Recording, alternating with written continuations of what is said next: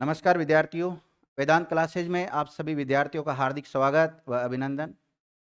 कल हमने चर्चा की थी राष्ट्रपति टॉपिक के ऊपर और आज भी हम किसके ऊपर चर्चा करेंगे? राष्ट्रपति के ऊपर चर्चा करेंगे। और राष्ट्रपति पर कहाँ तक हो गया था, क्या लिखा था लास्ट फैक्ट आपको? अच्छा, अब अनुच्छेद के बारे में लिखेंगे आज, मतलब राष्ट्रपति से संबंधित अनुच्छेद। सभी विद्यार्थी हेडिंग डालो, राष्ट्रपति से संबंधित अनुच्छेद।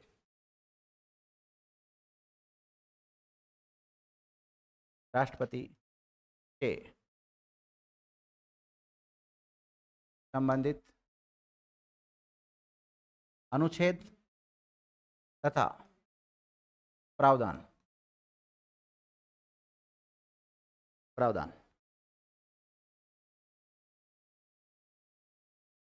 लिख लिया? अब देखो, कुछ आर्टिकल ऐसे हैं, क्योंकि 52 से स्टार्ट हो जाता है राष्ट्रपति, और कुछ आर्टिकल ऐसे हैं जो लगातार मतलब उसमें राष्ट्रपति के बारे में उल्लेख कर रखा है। तो वो आर्टिकल आते हैं जैसे अनुच्छेद 52, अनुच्छेद 53 है, 54 है, 55 है, 56 है, 57 है, 58 है, 59 है, 60 है, 61 है और 62 है। ठीक है, और इसमें अनुच्छेद 58 से लेकर 61 तक जब हम पढ़ते हैं, सॉरी 52 से लेकर 61 तक पढ़ते हैं, तो इसकी एक ट्रिक भी बना रखी है। और वो ट्रिक है कि आरपी ने ईपी को कहा कि केपी अब हैंडसम हो गया है। क्या हो गया? हैंडसम हो गया है। क्या हो गया है? हैंडसम हो गया है। देखिएगा, यहां 52 में आर का मतलब एक प्रकार से राष्ट्रपति के पद का उल्लेख है। किसका है? राष्ट्रपति के पद का उल्लेख मिलता है। आपसे पूछा जाए राष्ट्रपति के बारे में उल्लेख या राष्ट्रपति पद का उल्लेख इंडियन कॉन्स्टिट्यूशन के कौन से आर्टिकल में मिलता है, तो आर्टिकल 52 में मिलता है। पी का मतलब पावर से लिया गया है। किससे लिया गया? पावर से, यानी कि राष्ट्रपति से संबंधित शक्तियों का प्रावधान कर रखा है इसमें। राष्ट्रपति से संबंध, राष्ट्रपति की शक्तियों का उल्लेख कर रखा है। इसी प्रकार ई का मतलब है इलेक्शन, यानी कि चुनाव। तो राष्ट्रपति से संबंधित जो एक निर्वाचन मंडल बनता है उसका उल्लेख। तो इसमें हम ऐसे लिख सकते हैं, राष्ट्रपति, शॉर्ट में लिख लेता हूं, निर्वाचन मंडल से संबंधित प्रावधान है। निर्वाचन मंडल से संबंधित प्रावधान किया गया है। पी का मतलब है प्रोसेसिंग, यानी कि प्रक्रिया, निर्वाचन की प्रक्रिया। इसकी प्रक्रिया, निर्वाचन की प्रक्रिया का उल्लेख किया गया है। इसी प्रकार यहाँ 56 में मिलता है के का मतलब कार्यकाल। तो राष्ट्रपति का कार्यकाल का उल्लेख किस मिलता है? 56 में मिलता है, कार्यकाल। इसी प्रकार यहाँ इस पी का जो 57 में पी है, इसका मतलब है पुनः निर्वाचन। क्या है? पुनः निर्वाचन है, ध्यान रखना। और ए का मतलब है एबिलिटी। एबिलिटी का मतलब क्या है? योग्यता। तो राष्ट्रपति की योग्यताओं से संबंधित उल्लेख मिलता है आर्टिकल 58 में, योग्यताएं या अर्हता भी बोलते हैं इसको। और 59 में बी मतलब बाउंडिंग, बाउंडिंग मतलब सेवा शर्तें। तो सेवा शर्तों का उल्लेख मिलता है, सेवा शर्तों का उल्लेख मिलता है। और देखो 60 में ए सारा, यहाँ पर एच साइलेंट है, ध्यान रखना। तो एच का मतलब शपथ, शपथ को प्रतिज्ञान भी बोलते हैं। तो राष्ट्रपति की शपथ का उल्लेख कौन से आर्टिकल मिलता है? 60 मिलता है। और ये 61 में क्या है? 61 में है, इसमें गलत हो गया, सॉरी सॉरी सॉरी सॉरी, नहीं 62 भी है, क्रमबद्ध तरीके से ही है, लेकिन मैं इसको हटा देता हूं थोड़ा, कुछ वापस लिख देता हूं ना। तो 60 में तो है शपथ, और 61 में है महाभियोग। एम आएगा यहाँ पर, महाभियोग। क्या है? महाभियोग। तो आप इस ट्रिक से भी इनको याद कर सकते हैं। और कई बार अलग अलग प्रतियोगी परीक्षाओं में यहाँ से सवाल आया है। आप केवल इस ट्रिक को याद कर लेते हैं, या इनमें ये केवल एक एक शब्द को भी याद कर लेते हैं, उससे भी आर्टिकल याद हो सकते हैं आपको। और यहाँ से आपसे का अगर कोई सवाल आ गया राष्ट्रपति का, तो वो गलत नहीं हो सकता। बाकी पूरे आर्टिकलों के एक एक को तो हम डिटेल से पढ़ने वाले हैं, पर इतना तो कम से कम पता ही होना चाहिए। और शॉर्ट आर्टिकल मैंने भेज भी रखे हैं आपको, पीडीएफ भेज रखी है। जिनको नहीं भेज रखी उनको भेज भी दूंगा। शॉर्ट आर्टिकल और शॉर्ट जो भाग है, पूरे 22 के 22 भाग, किस भाग में कौन से आर्टिकल आते हैं, क्या प्रावधान है, कौन कौन से अध्याय किस में जोड़ रखे हैं, वो सारी मैंने एक लिस्ट बना रखी है, वो भी मैं भेज दूंगा आप लोगों को। तो आप मुख्य रूप से तो इनका ध्यान रखें अभी। तो आपसे पूछा जाए आर्टिकल 52 में क्या है, 53 में क्या है, राष्ट्रपति, 54 में, 55 में, 56 में, 57, 58, 59, 60, 61, 60 में क्या है बहन जी बोलो? अरे बंद करो रजिस्टर, रजिस्टर बंद करो, रजिस्टर बंद करो। 60 में क्या बोलो? शपथ, किसकी शपथ? राष्ट्रपति की शपथ। शपथ का उल्लेख और भारतीय संविधान की कौन सी अनुसूची में मिलता है शपथ का उल्लेख? किसमें? 3 में मिलता है। किसमें मिलता है? 3 में मिलता है। क्या राष्ट्रपति की शपथ का उल्लेख उसमें अनुसूची 3 में मिलता है? राष्ट्रपति की शपथ का उल्लेख अनुसूची 3 में नहीं मिलता है। तो कौन से कहाँ मिलता है फिर? भारतीय संविधान के आर्टिकल 60 में मिलता है, ध्यान रखना। इसी प्रकार जिससे पूछूंगा वो बताएगा। हाँ पवन, 53 में क्या? अरे बंद करो रजिस्टर सब, एक बार समझ में नहीं आती क्या? रजिस्टर बंद करो पहले, फिर पूछूंगा। हाँ बहन जी, लास्ट वाली 55 में क्या है? 55 में क्या है? कौन बताएगा? 55 किसको याद है? हाँ बहन जी बताओ। निर्वाचन की प्रक्रिया, राष्ट्रपति का चुनाव किस प्रकार से होता है उस बात का उल्लेख मिलता है 55 में। सुनीता, 52 में क्या है? बोलो, नहीं पता? हाँ, राष्ट्रपति के पद का उल्लेख मिलता है, ध्यान रखना। इसमें प्रक्रिया आती है, निर्वाचन की प्रक्रिया। कौन? ऐसे दिमाग खराब है तेरा? टीप टीप के बता रही है। हाँ, पूनम बता, 56 में क्या है? सबसे सरल आपसे पूछा है, आर्टिकल 56 में क्या है? देखो कितना सरल सवाल आता है एग्जाम में। आर्टिकल 56 में क्या है बताओ? कार्यकाल, पदावधि भी बोल सकते हैं इसको, तो कार्यकाल है इसका, कार्यकाल का उल्लेख मिलता है। याद होना चाहिए विद्यार्थियों, याद नहीं होगा तो कोई मतलब नहीं है। हाँ ठीक, आप बताना बहन जी। 61 में क्या है? जिससे पूछा वही बताएगा। हाँ, महाभियोग। क्या है?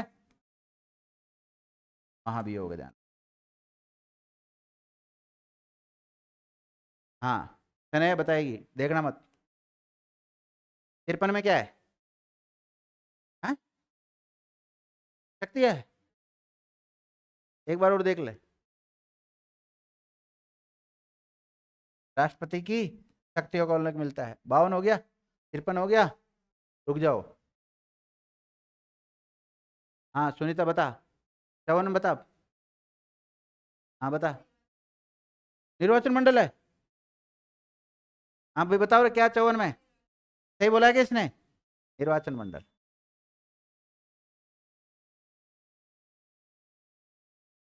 निर्वाचन मंडल का उल्लेख मिलता है। 54 हो गया, 55 हो गया, 56 हो गया। हाँ, लास्ट वाला, रजिस्टर बंद कर भाई। 57।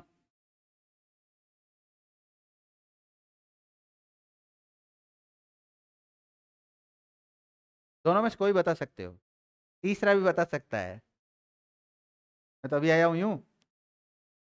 57 में क्या है? इसमें क्यों ढूंढा हूँ? मैं तो बोल रहा हूँ 57 संख्या बोल रहा हूँ। हाँ भाई, क्या है 57 में? बाकी लोग भी बता सकते हो। क्या योग्यता? योग्यता तो नहीं है, पुनः निर्वाचन है। क्या है?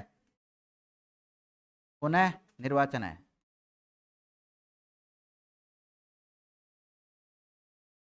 हाँ पवन बता, 60 में शपथ। क्या है? शपथ। हम्म। हाँ, 58 में क्या है? नहीं पता? हाँ बताओ भाई, बाकी बताओ। एबिलिटी, योग्यता, योग्यता। 59 में क्या है? सेवा शर्तें। कौन सी है? सेवा शर्तें। सारा हो गया, कुछ बच गया? हो गए ना सारे? तो इस प्रकार देख लो ये ट्रिक कितने काम की है ना? तो इस प्रकार से कोई बात नहीं, आज तो आप ट्रिक के अनुसार सेट नहीं कर पाए, लेकिन इस ट्रिक के अनुसार अगर पढ़ोगे ना, थोड़ा बहुत याद कर लोगे तो आपको आराम से याद हो जाएगा। ध्यान रखो। तो आरपी ने ईपी को कहा कि केपी अब क्या हो गया, हैंडसम हो गया। आर का मतलब राष्ट्रपति पद का उल्लेख मिलता है, पी का मतलब पावर, ई का मतलब निर्वाचन मंडल, पी का मतलब निर्वाचन की प्रक्रिया, के का मतलब कार्यकाल, पी का मतलब पुनर्निर्वाचन, ए का मतलब एबिलिटी यानी योग्यता, बी का मतलब बाउंडिंग यानी सेवा शर्तें, एस का मतलब शपथ, और एम का मतलब यहाँ पे क्या है, महाभियोग है। इसी प्रकार से आप क्रमबद्ध तरीके से इसको क्या कर सकते हैं, याद कर सकते हैं। अब हम एक एक आर्टिकल को पढ़ लेते हैं। हेडिंग डालो अनुच्छेद 52, एक एक को पढ़ेंगे। अब जैसे 52 पढ़ाऊंगा, 53 पढ़ाऊंगा, 54 पढ़ाऊंगा, तो आपको ये तो पता होगा ना, वन लाइनर फैक्ट तो पता होगा उसका।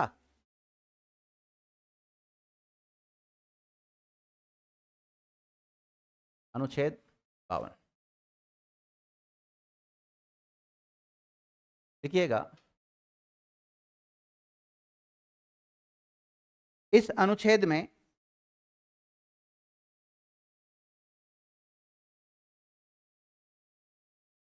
राष्ट्रपति पद का उल्लेख मिलता है।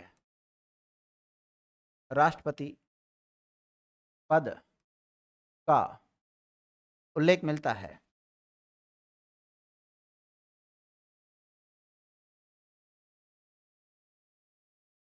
भारत में एक बार में कितने राष्ट्रपति हो सकते हैं, वो बात कहां लिख रखी है, इंडियन कॉन्स्टिट्यूशन में लिखी हुई है, ध्यान रखना। लिखो, इस अनुच्छेद में उल्लेखित है कि भारत में एक राष्ट्रपति होगा। भारत में एक राष्ट्रपति होगा, ऐसी तो बंद।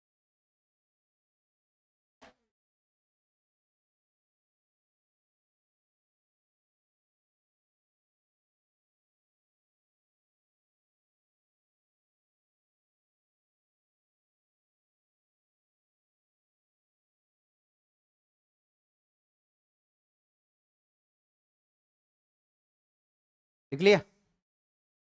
ये हो गया कौन सा आपका आर्टिकल 52 कंप्लीट। इतना ही लिखना है इसमें तो, लेकिन इतने छोटे भी आर्टिकल नहीं है, कुछ आर्टिकल छोटे आएंगे, कुछ बड़े आएंगे।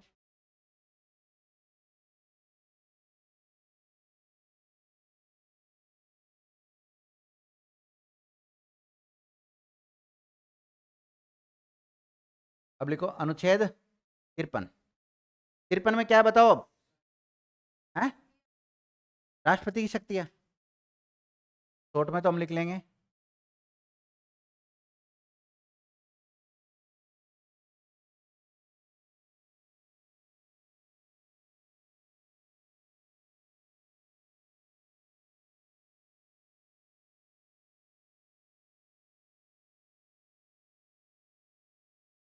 तू ही पकड़ा देता तो। 4 जनों की इच्छा जागृत होगी फिर से। चाय पियोगे विद्यार्थी थोड़ी थोड़ी, गर्मी, सर्दी का मौसम है, बरसात का मौसम है, मीठी ज्यादा है। चलो कोई बात। क्या लिखा आपने, इस अनुच्छेद में देखो राष्ट्रपति की शक्तियों का उल्लेख मिलता है। किसकी शक्तियों का उल्लेख मिलता है, राष्ट्रपति की शक्तियों का उल्लेख मिलता है। अब राष्ट्रपति अपनी शक्तियों का प्रयोग या तो खुद करेगा या अपने अधीनस्थ अधिकारियों से करवाएगा। लिखिएगा, राष्ट्रपति अपनी शक्तियों का प्रयोग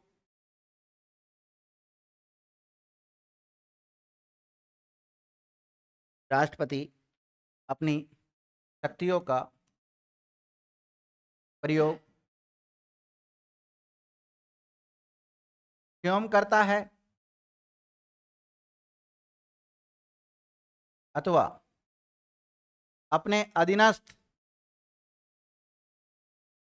अधिकारियों से, अपने अधीनस्थ अधिकारियों से करवाता है, अपने अधीनस्थ अधिकारियों के माध्यम से करवाता है। सुनना मेरी बात, राष्ट्रपति को जो पावर दे रखी है, राष्ट्रपति को जो शक्तियां दे रखी है, या तो उन शक्तियों का प्रयोग खुद करेगा, खुद नहीं करेगा तो जो उसके अधीनस्थ अधिकारी है उनसे उस काम को करवाएगा वो। लिख लिया, नोट। यहां अधीनस्थ अधिकारियों से तात्पर्य है, यहां अधीनस्थ अधिकारियों से तात्पर्य है केंद्रीय मंत्री परिषद, मंत्री परिषद व प्रधानमंत्री से।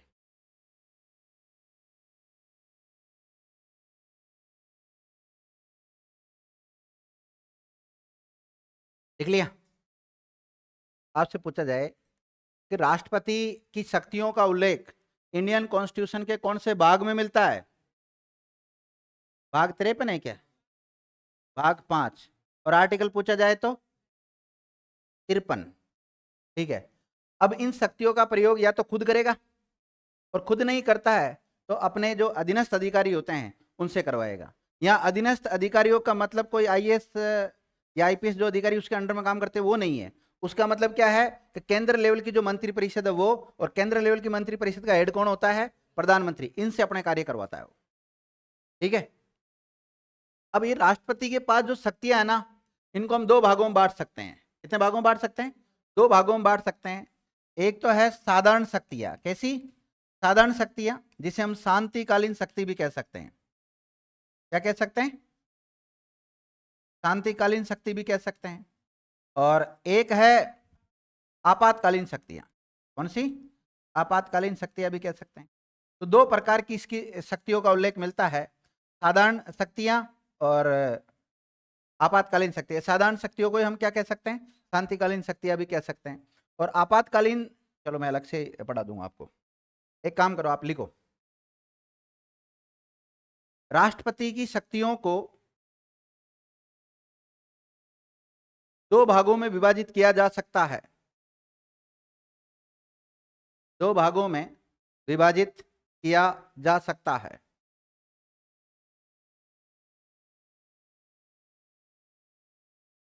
राष्ट्रपति की शक्तियों को दो भागों में विभाजित किया जा सकता है।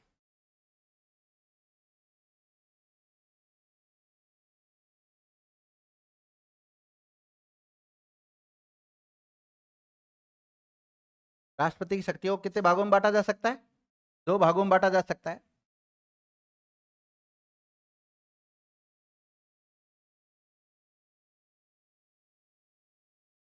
साधारण शक्ति हम क्या बोल सकते हैं?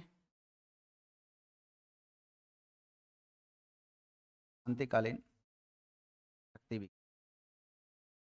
और दूसरी कौन सी? आपातकालीन, इमरजेंसी पावर, आपातकालीन शक्ति। दो भागों में बांट सकते हैं। ध्यान रखना, ये जो आपातकालीन शक्तियां हैं इसका उल्लेख मिलता है भाग 18 में। किसमें मिलता है? भाग 18 में। आपातकाल का उल्लेख है ना इंडियन कॉन्स्टिट्यूशन का। और भाग 18 में जो आर्टिकल आएंगे वो आएंगे अनुच्छेद 352 से लेकर 360 तक। 352 से लेकर 360 तक। और इसमें तीन प्रकार के आपातकाल का उल्लेख मिलता है। राष्ट्रीय आपातकाल, राष्ट्रीय आपात। दूसरा मिलता है राष्ट्रपति शासन। राष्ट्रपति शासन। राजस्थान में कितनी बार राष्ट्रपति शासन लग चुका है? 4 बार। 67, 77, 80, 92। कब?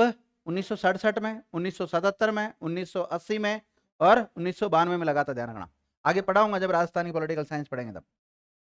और एक वित्तीय आपातकाल। वित्तीय आपातकाल, आपातकाल। ध्यान रखना, राष्ट्रीय आपातकाल का उल्लेख मिलता है अनुच्छेद 352 में। इसमें मिलता है अनुच्छेद 352 में। और राष्ट्रपति शासन का उल्लेख मिलता है 356 में। और एक आगे एक और आता है 365। हालांकि 365 भाग 18 में नहीं आता है, वो भाग 19 में आता है। ठीक है। इसी प्रकार वित्तीय आपातकाल का उल्लेख मिलता है अनुच्छेद 360 में। किस मिलता है? अनुच्छेद 360 में मिलता है। और राष्ट्रपति की जो शांतिकालीन शक्तियां हैं इनका उल्लेख मिलता है अनुच्छेद 53 में, भाग 5 में मिलता है। तो हालांकि देखो सामान्यतः बात करें, राष्ट्रपति को 2 प्रकार की शक्तियां प्राप्त होती है, आपातकालीन और शांतिकालीन। तो 53 में जो शक्तियां दे रखी है, इसकी शांतिकालीन शक्तियां दे रखी है, या साधारण शक्तियों के बारे में प्रावधान कर रखा है यहाँ पर। लेकिन हम 53 पढ़ रहे हैं, तो इसलिए दोनों में अंतर करना भी जरूरी है यहाँ पर। कौन कौन सी शक्तियां हैं? साधारण शक्ति का उल्लेख किसमें मिलेगा? आर्टिकल 53 में मिलेगा, और भाग पूछे तो भाग 5 मिलेगा। आपातकालीन शक्तियों का उल्लेख कौन से भाग में मिलता है? 18 में। आर्टिकल पूछे तो 352 से लेकर 360 तक मिलता है। 3 प्रकार के आपातकाल है, राष्ट्रीय आपातकाल, राष्ट्रपति शासन और वित्तीय आपातकाल। देखो, राष्ट्रीय आपातकाल कौन से आर्टिकल के तहत लगता है, और राष्ट्रपति शासन 2 आर्टिकलों के तहत लगता है। एक तो भाग 18 मूल्य के 356, जब किसी राज्य का संवैधानिक तंत्र विफल हो जाता है, राज्यपाल की सिफारिश पर राष्ट्रपति के द्वारा राष्ट्रपति शासन लागू कर दिया जाता है।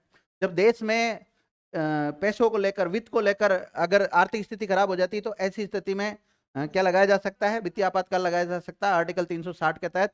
आज तक के इतिहास में कभी भी वित्तीय आपातकाल नहीं लगा है, और राजस्थान में 4 बार राष्ट्रपति शासन लग चुका है, 1967, 77, 80 और 92। और आगे हम पढ़ेंगे, जब राष्ट्रपति शासन को डिटेल से पढ़ेंगे तब और चर्चा कर लेंगे डिटेल से, है ना। अब राष्ट्रपति की जो साधारण शक्तियां है, इसमें कौन कौन सी शक्ति आती है, उनको हम लिख लेते हैं। तो थोड़ा छोटा कर देता हूं।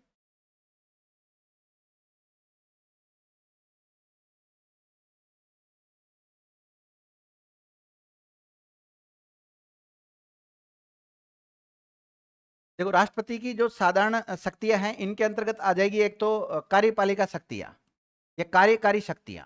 कौन सी आ जाएगी? कार्यकारी शक्ति। इसके अलावा इसमें आ जाती है विधायी शक्तियां, कानून बनाने से रिलेटेड। कौन सी? विधायी शक्ति आ जाती है, बार बार शक्तियां नहीं लिखूंगा ना। और एक वित्तीय शक्ति आ जाती है, एक न्यायिक शक्ति आ जाती है। कौन सी? न्यायिक शक्ति आ जाती है। एक सैन्य शक्ति आ जाती है। कौन सी? सैन्य। और एक आ जाती है कूटनीतिक। कूटनीतिक शक्तियां, लिख लो इनको। वित्तीय हो गया, विधायी हो गया, चिंतन हो गया, न्यायिक। हाँ लिख लो, 6 शक्तियां लिख लो। अलग अलग ही लिखनी भाई, 2 पार्ट करने हैं ऐसे। एक तरफ तो साधारण शक्ति है, शांतिकालीन शक्तियां लिखनी है, एक तरफ आपातकाल लिखना है, फिर इसका अनुच्छेद और भाग भी लिखना है, और फिर ये कौन कौन सी शक्ति है ये भी लिखनी है। आगे हम पढ़ेंगे भी सही इन शक्तियों को। यहाँ अभी आर्टिकल 53 के साथ नहीं पढ़ाऊंगा, सारी शक्तियां एक साथ पढ़ा दूंगा मैं।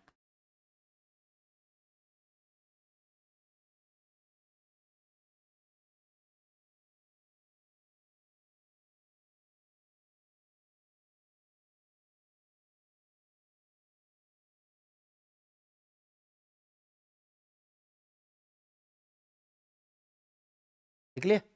सबने बना लिया चार्ट? जल्दी बनाओ, तो टाइम क्यों लगा रहे हो? बहन जी बना लिया क्या? लक्ष्मी बहन जी?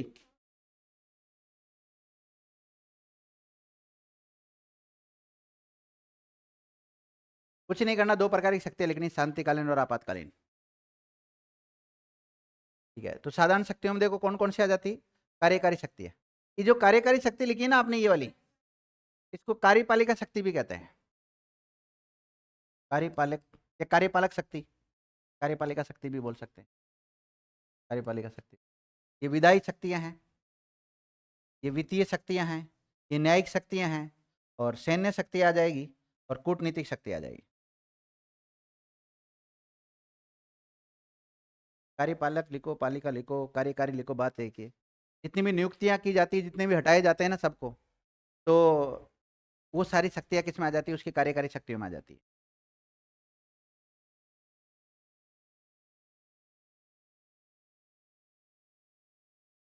लिख लिया?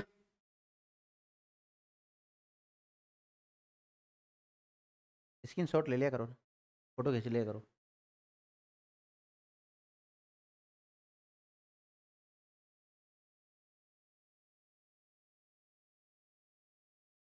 लिख लिया? अब देखो, तो आर्टिकल 53 चल रहा है अपना। 53 में आपने देखी कि भाई राष्ट्रपति को शांतिकालीन और आपातकालीन दोनों टाइप की शक्तियां प्राप्त होती है, लेकिन आर्टिकल 53 में केवल शांतिकालीन शक्तियों का उल्लेख मिलता है, आपातकालीन शक्तियों का उल्लेख नहीं मिलता है। आपातकालीन शक्तियों का उल्लेख कहाँ मिलता है? एक नोट डालो, नोट डालो, नोट।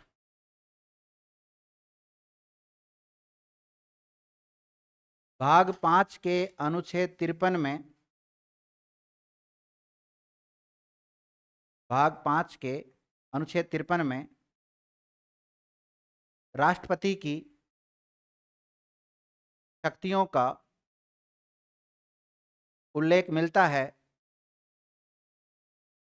लेकिन इस अनुच्छेद में केवल साधारण शक्तियों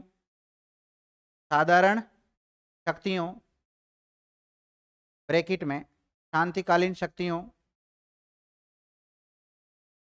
का ही उल्लेख मिलता है, साधारण शक्तियों ब्रैकेट में शांतिकालीन शक्तियों का ही उल्लेख मिलता है, आपातकालीन शक्तियों का उल्लेख नहीं मिलता है। कहाँ रह गए बहन जी, बोलो।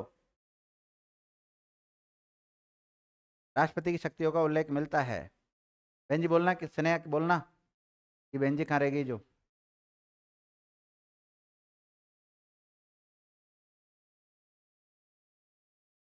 लेकिन इस अनुच्छेद में साधारण ब्रैकेट में शांतिकालीन शक्तियों का ही उल्लेख मिलता है, उल्लेख मिलता है, आपातकालीन शक्तियों का नहीं, आपातकालीन शक्तियों का नहीं। तो फिर आपातकालीन शक्तियों का उल्लेख कहाँ मिलता है? भाग 18 में, आर्टिकल 352 से लेकर 360 के बीच में। समझ जाओगे ना। अब देखो,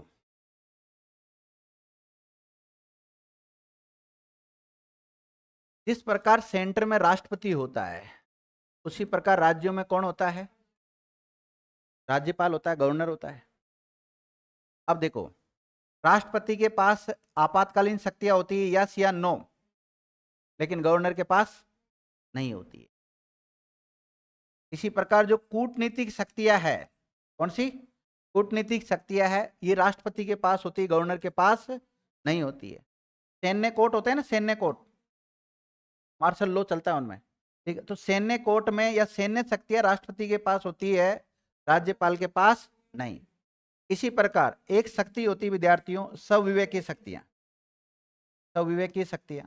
तो स्वविवेकी शक्तियां राज्यपाल के पास होती है, राष्ट्रपति के पास नहीं होती। तो ये नोट डाल के लिखो आप।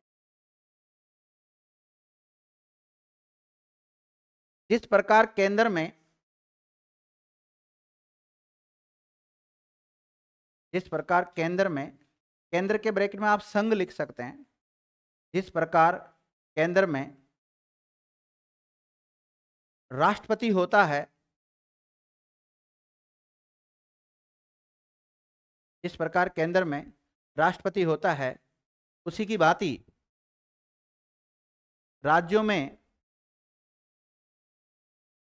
राज्यों में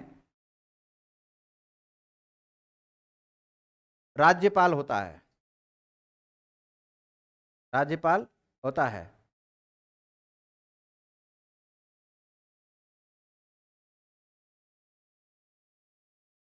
लेकिन इनकी शक्तियों में अंतर देखा जा सकता है, लेकिन इनकी शक्तियों में अंतर देखा जा सकता है, अंतर देखा जा सकता है।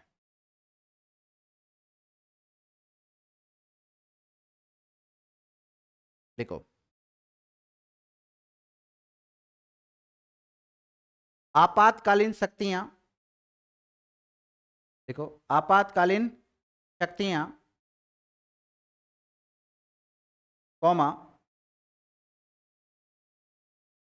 सैन्य शक्तियां,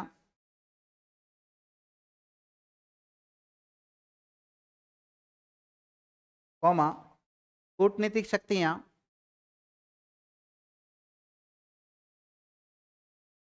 कूटनीतिक शक्तियां राष्ट्रपति के पास, राष्ट्रपति के पास होती है, राष्ट्रपति के पास होती है, मगर राज्यपाल के पास नहीं होती है, मगर राज्यपाल के पास नहीं होती है।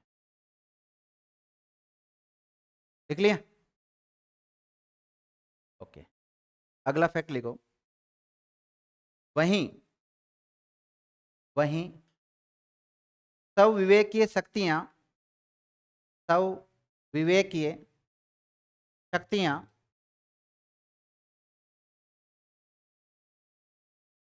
सविवेकीय शक्तियां राज्यपाल के पास होती है, राज्यपाल के पास होती है, लेकिन राज्यपाल के पास होती है लेकिन राष्ट्रपति के पास नहीं, राष्ट्रपति के पास नहीं।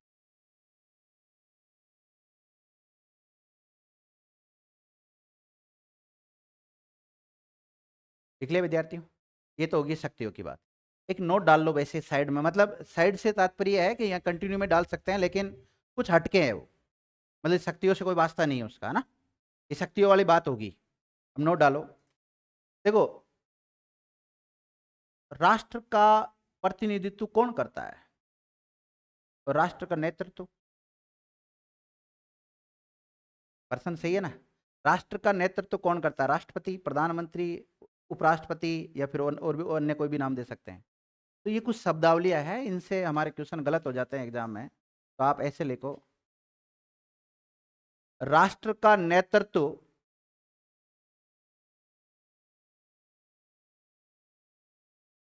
राष्ट्र का,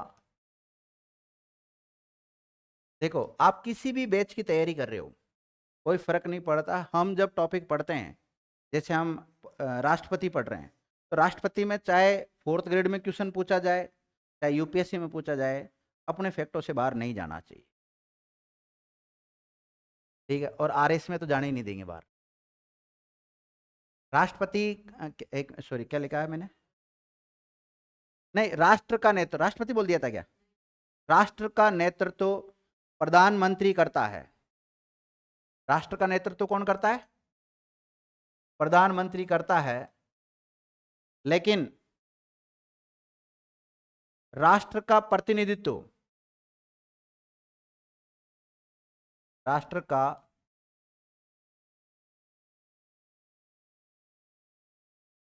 प्रतिनिधित्व राष्ट्रपति करता है। राष्ट्र का नेतृत्व कौन करता है? प्रधानमंत्री करता है, ये भी लिख सकते हो। और राष्ट्र का प्रतिनिधित्व कौन करता है, यानी राष्ट्र को रिप्रेजेंट कौन करता है? प्रतिनिधित्व का मतलब क्या है? रिप्रेजेंट कौन करता है? तो राष्ट्रपति करता है। नोट में एक अगला फैक्ट और लिख सकते हो आप, देखो, केंद्र के रक्षा दलों का या संघ के रक्षा दलों का सर्वोच्च कमांडर कौन होता है? संघ के रक्षा दलों का सर्वोच्च कमांडर कौन होता है? राष्ट्रपति होता है। लेकिन संसद विधि बनाकर, लेकिन संसद विधि बनाकर राष्ट्रपति की सैन्य शक्तियों में, सैन्य शक्ति तो आती है, लेकिन लेकिन संसद विधि बनाकर राष्ट्रपति की सैन्य शक्तियों को विनियमित कर सकती है। विनियमित कर सकती, विनियमित का मतलब है नियंत्रित, नियंत्रित कर सकती, विनियमित या नियंत्रित कर सकती है।